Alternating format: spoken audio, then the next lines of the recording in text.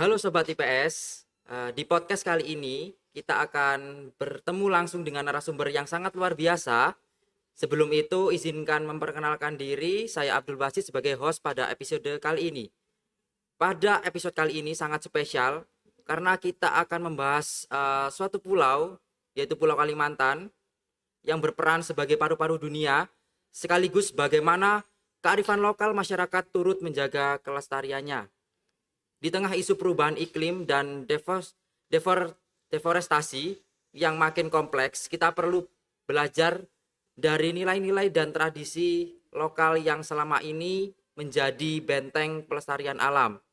Nah, untuk membahas hal itu, kita kedatangan tamu yang sangat istimewa, Bapak Syarifuddin, SPD MPD, Klots. Waktu dan tempat saya persilahkan. Baik, terima kasih Mas.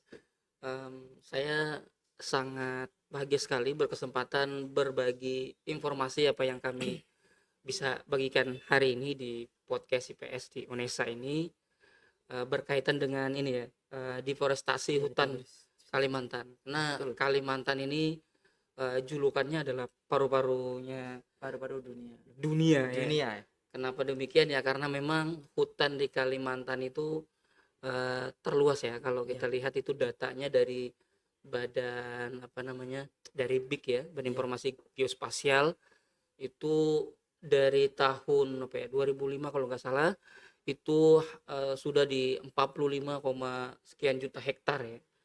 Nah, itu luar biasa. Namun karena tadi ada istilah deforestasi ya, Deforestasi. di mana ada ini ya, ada aktivitas manusia sebenarnya yang kemudian mempengaruhi yang tadinya hutan itu sangat luas. Nah, sekarang hutan itu sudah mengalami penurunan karena alih fungsi lahan tadi. Ada aktivitas manusia yang kebutuhannya harus jadi permukiman, ada yang kemudian dibuka untuk lahan.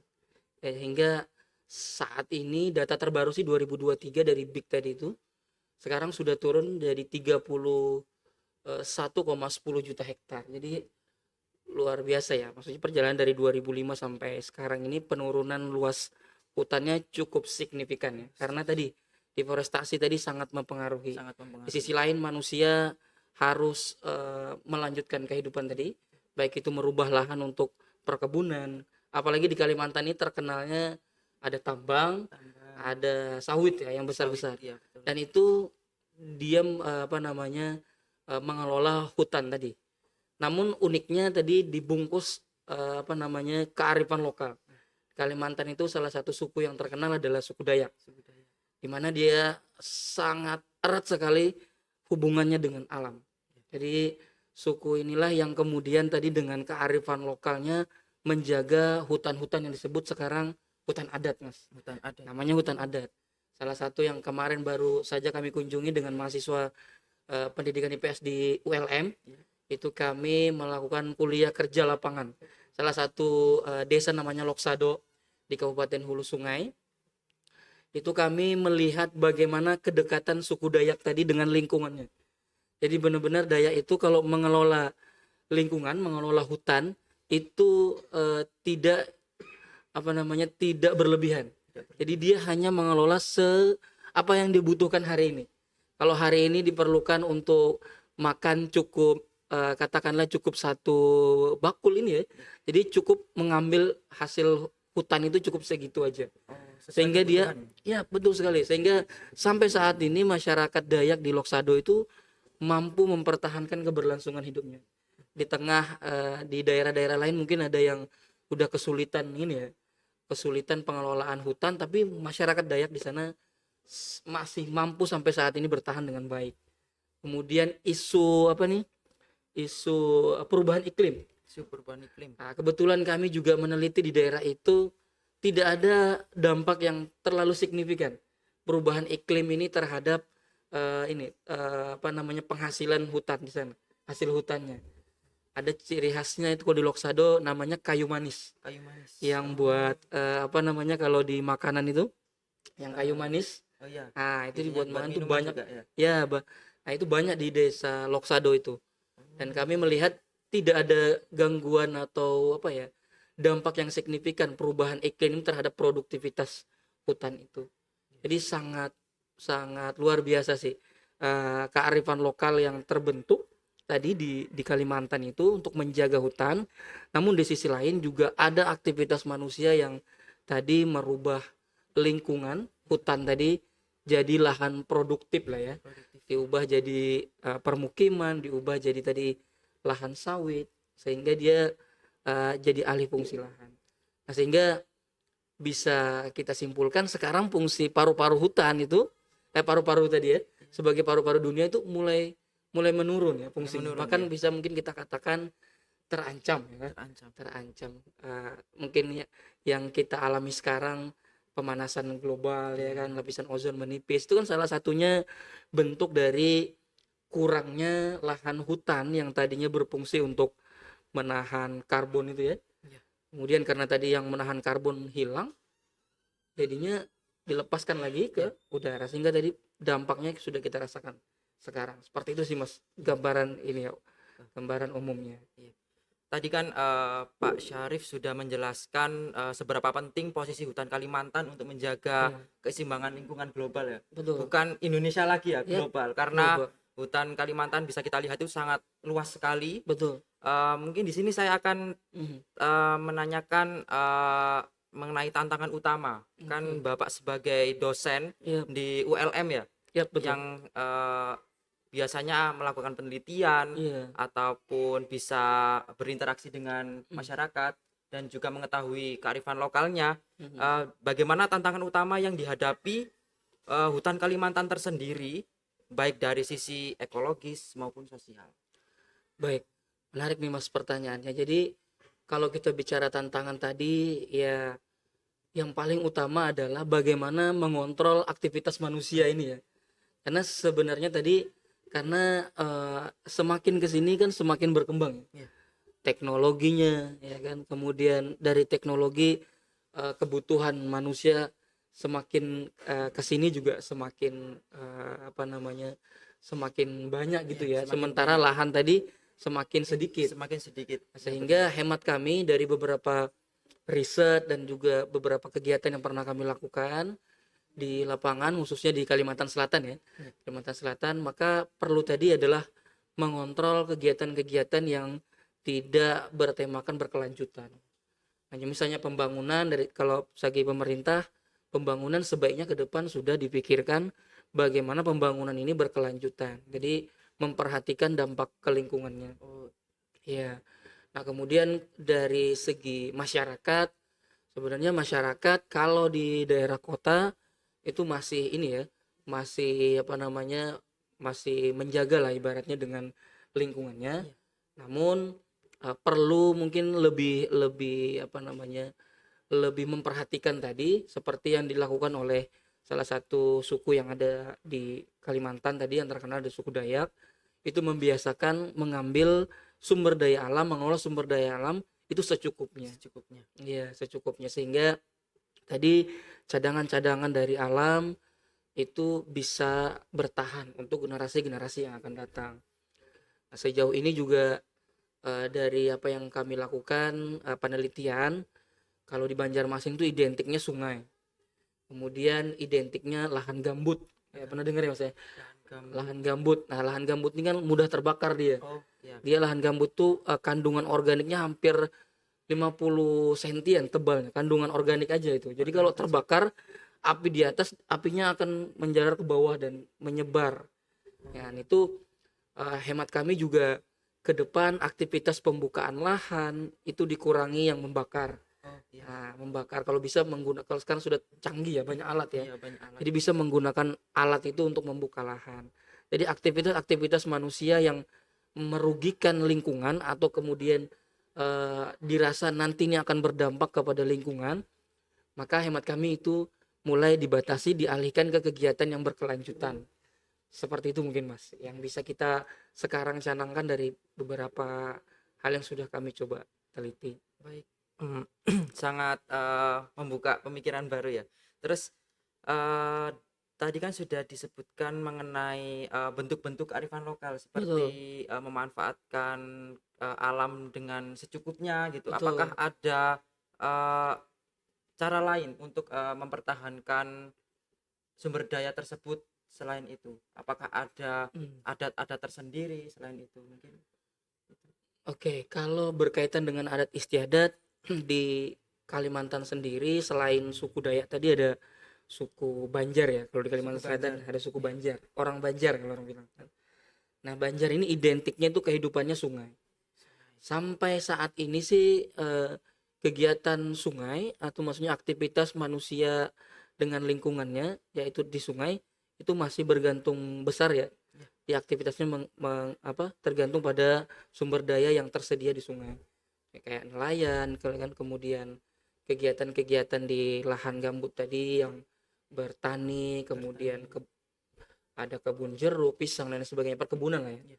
Nah, selama masyarakat menjaga betul aktivitas itu, artinya hubungan dia dengan alam dijaga dengan baik, dikelola dengan baik, maka kami rasa itu tidak akan terjadi pergeseran fungsi lahan ya. Iya. Selama itu tadi, Hmm. kecuali tadi masyarakat yang dengan budayanya tadi berubah, masyarakat sungai misalnya berubah ke tidak menggunakan sungai lagi, beraktivitas sungai tapi beraktivitas katakanlah beralih ke aktivitas darat lah, tidak lagi di sungai. Maka mungkin bisa jadi eh, lahan-lahan yang di pinggir sungai, aktivitas sungai tadi itu beralih fungsi ya.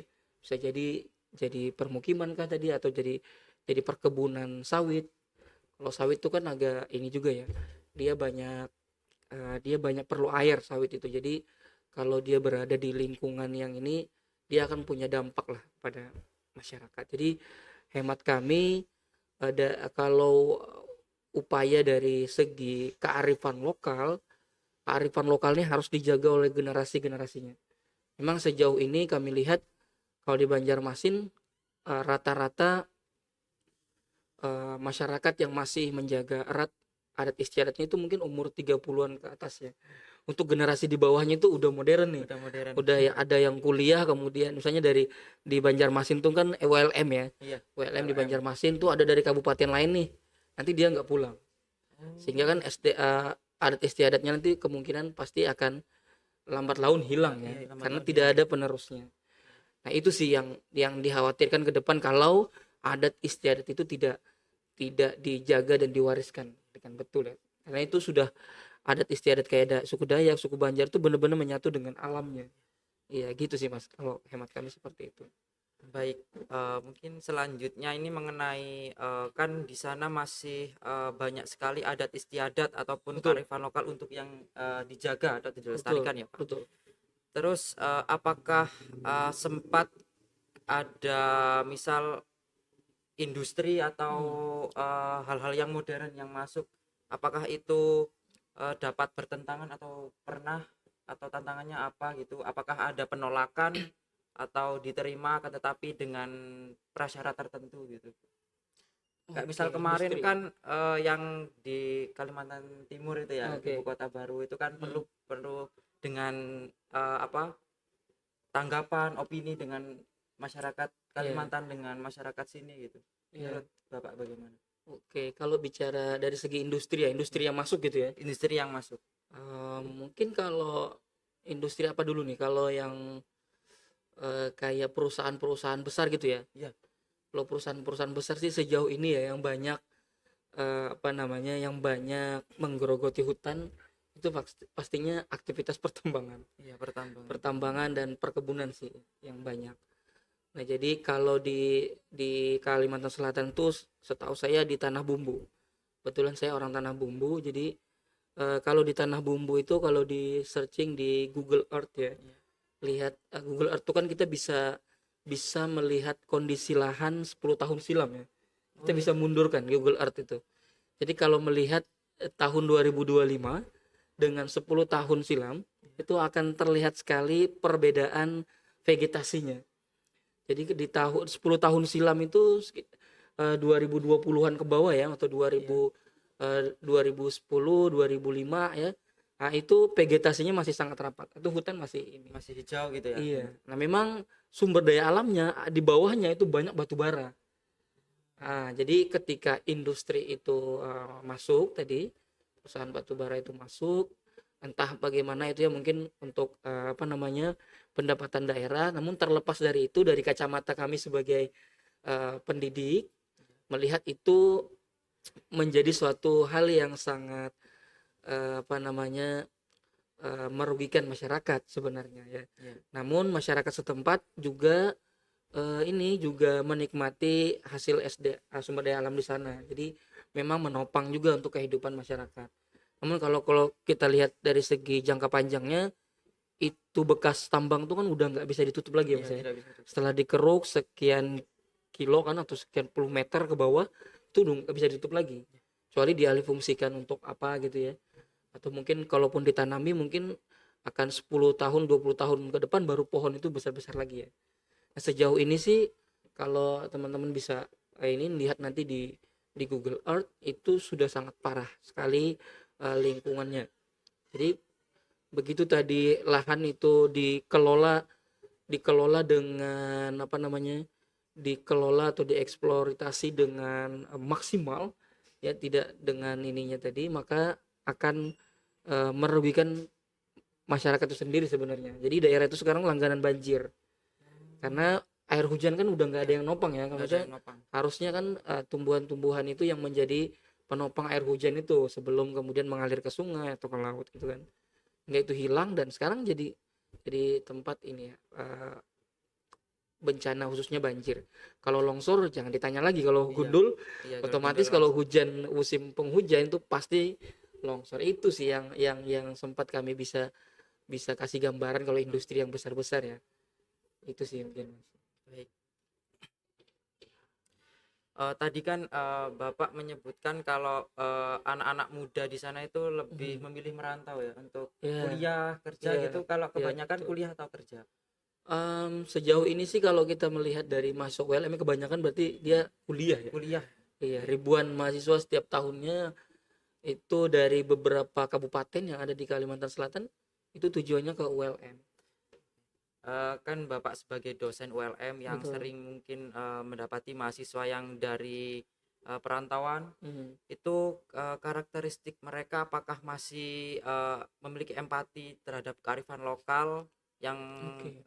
mungkin bisa untuk dilanjutkan kembali atau dilestarikan kembali itu lebih besar eh, mahasiswa yang masih memiliki apa empati atau Hmm. memang ingin lanjut ke modern aja gitu.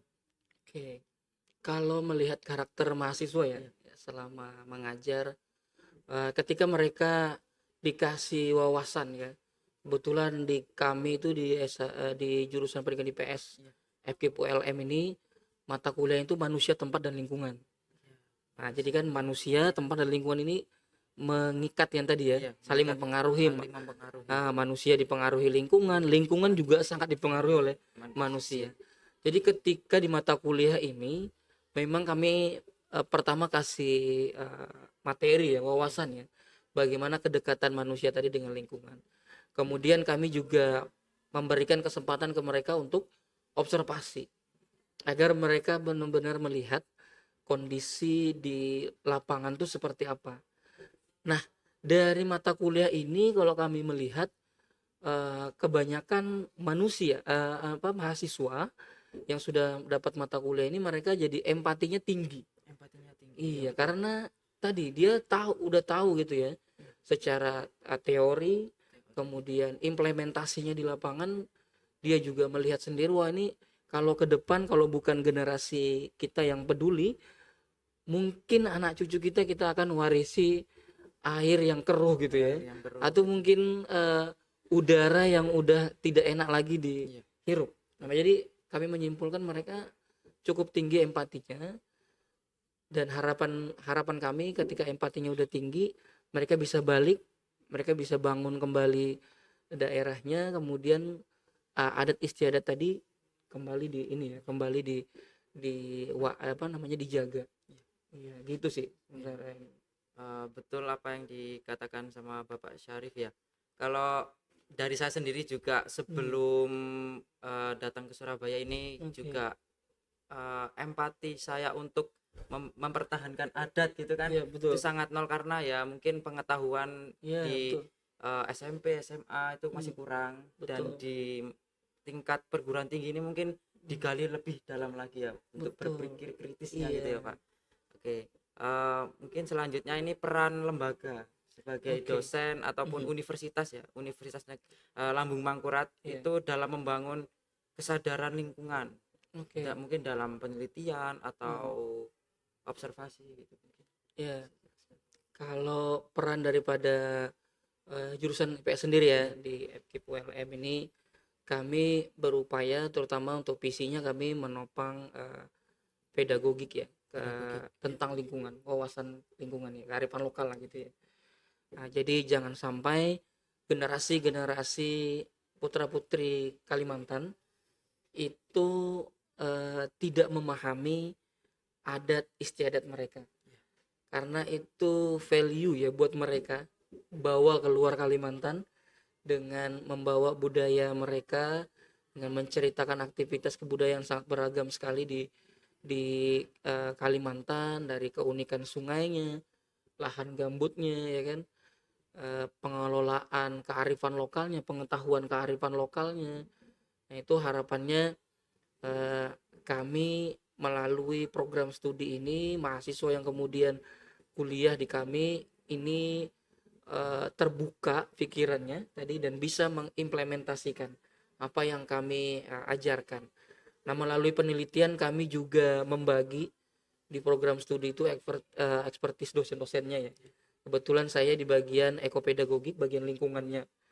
Nah, jadi saya banyak mengkaji manusia dengan lingkungan. Terakhir tadi yang di Loksado itu kami mengkaji dampak perubahan iklim terhadap produktivitas lahan di Loksado.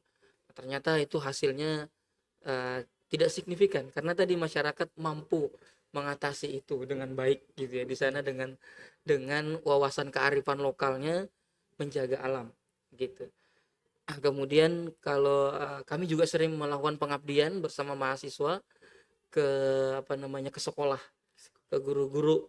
Nah, karena kami tujuannya kan nanti keluarnya mahasiswa ini sebagai calon pendidik ya. Calon Kalau mau jadi pendidik. guru kan Iya, PPG dulu nih. harus PPG dulu. Iya, jadi calon pendidik. Jadi kadang kami juga ada program pengabdian ke sekolah yang mana tadi wawasan-wawasan lingkungan dibungkus dengan teknologi dikasih pelatihan ke guru-guru.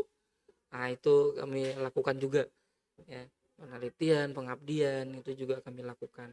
Nah, di bidang pendidikan melalui kegiatan-kegiatan mahasiswa ya, jadi kayak kuliah kerja lapangan. Iya, Nah, itu temanya sudah ditentukan nanti mahasiswa apa yang impact apa yang akan dihasilkan oleh masyarakat yang dituju. iya. Nah, kalau di Loksado kemarin kami memberikan informasi bagaimana produk kayu manis itu kemudian tidak hanya dijual kayu manis saja tapi dibikin produk baru. Jadi lilin aromaterapi, Oh, iya. tapi bahannya kayu manis dan masyarakat sangat menyambut baik itu produknya. Bahkan kepala desanya mau dipatenkan untuk kemudian dijadikan produksi besar ya. Iya.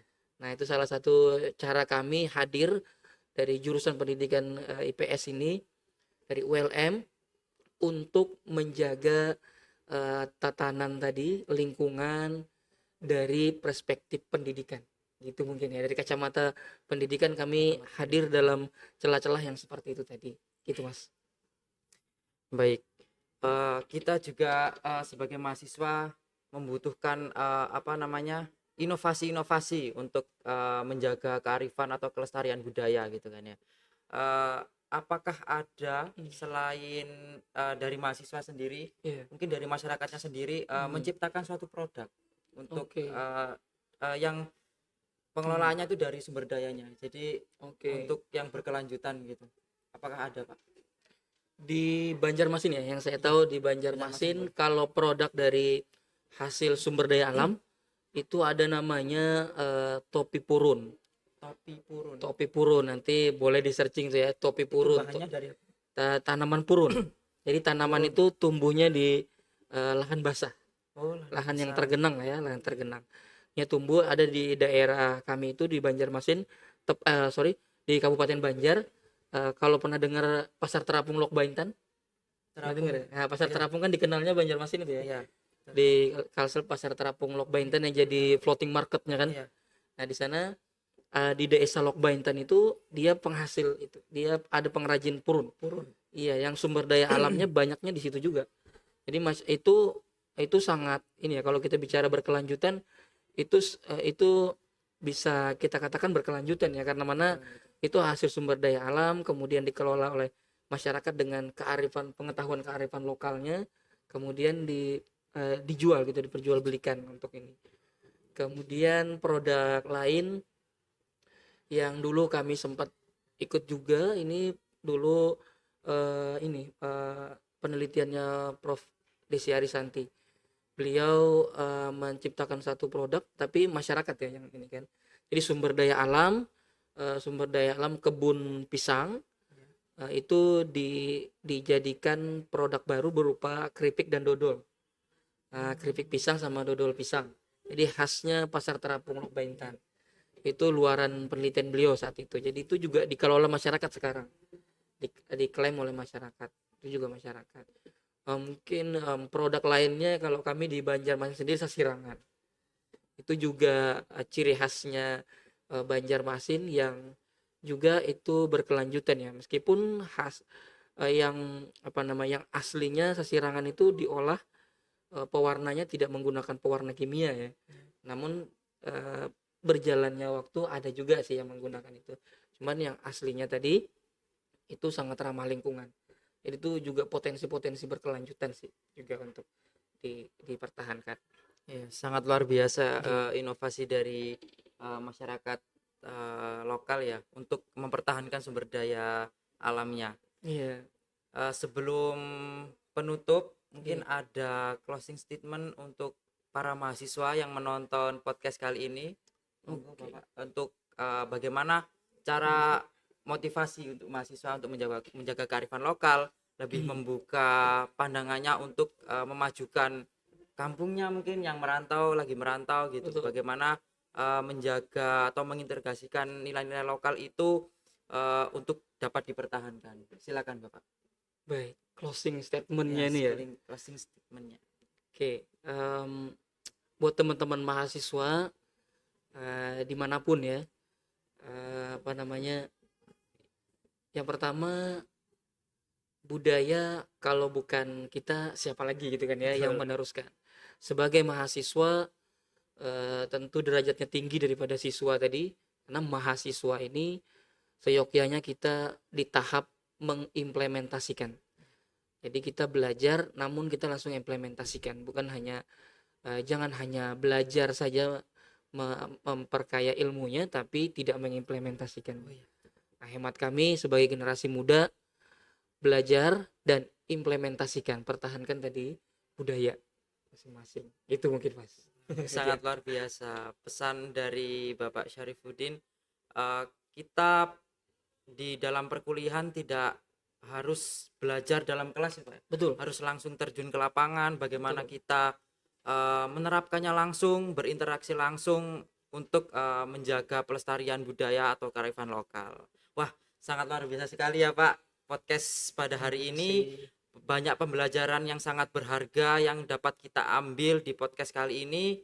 Kita belajar bahwa keberlanjutan hutan tidak hanya soal kebijakan, Betul. tapi juga tentang menghormati dan melestarikan kearifan lokalnya gitu. Betul, Mas. Yang sudah terbukti menjaga keseimbangan alam dan juga ratusan tahun ke depan. Terima kasih banyak kepada Bapak Syarifuddin atas waktunya, sudah jauh-jauh datang dari Universitas Lambung Mangkurat ya Pak, dari Kalimantan, yang sudah berbagi ilmu dan inspirasinya untuk para mahasiswa atau khalayak umum yang sedang menonton podcast pada hari ini. Baik, saya Abdul Basit pamit undur diri. Jangan lupa cinta alam, jaga hutan, dan terus rawat bumi kita bersama. Dan jangan lupa menjaga kearifan lokal dan budaya kita semua. Saya Abdul Basit pamit undur diri, dan narasumber kita hari ini Bapak Syarifuddin SPD MPD Klot dari Universitas Lambung Mangkurat. Mohon maaf sebesar-besarnya atas kesalahan disengaja maupun tidak disengaja. Terima kasih semuanya.